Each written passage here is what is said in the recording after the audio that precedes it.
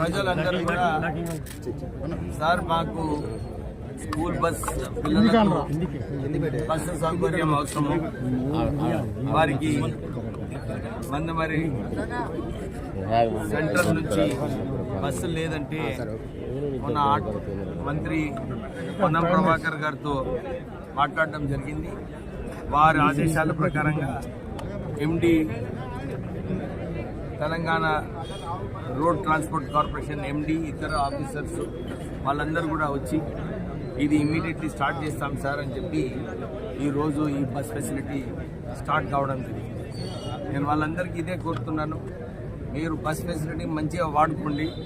ఎందుకంటే ఇప్పుడే కలెక్టర్ గారు చెప్పినట్టు మహిళలకు బస్ ట్రావెల్ ఫ్రీ ఉంది, కానీ స్కూల్ టైమింగ్స్లో స్కూల్ పిల్లలకు పోవటానికి ఆ ఫెసిలిటీ కల్పించాలని చెప్పి అందరితో కోరుతూ మళ్ళొక డిమాండ్ వచ్చింది మార్నింగ్ 5 o'clockకి. ఎందుకంటే భాగ్యనగర్ ఎక్స్ప్రెస్ ఆపడం వలన ప్రజలకు ఇబ్బంది ఉంది.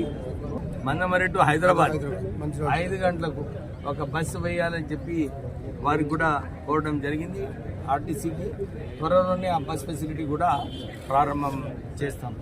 మొన్న రివ్యూ మీటింగ్లో కూడా నేను చెన్నూరు నియోజకవర్గంలో, ఇక్కడే కాదు మందమరే కాదు, చెన్నూరు టౌన్లో చెన్నూరు గ్రామాలలో అన్ని చోట్ల కూడా కనెక్టివిటీ వచ్చేలాగా డిస్కస్ చేయడం జరిగింది.